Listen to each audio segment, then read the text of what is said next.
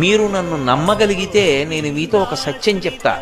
వెంకటేశ్వర స్వామి ఇప్పటికీ వింటారన్నీ. అన్నీ తెలుసు ఆయనకి, అన్నీ తెలుసు. ఎవరిని కొండ మీదకి రానివ్వాలో తెలుసు, ఎవరిని రానివ్వకూడదో తెలుసు. ఎవరు తనకి పరమభక్తుడో తెలుసు, ఎవరు భక్తుడు కాడో తెలుసు.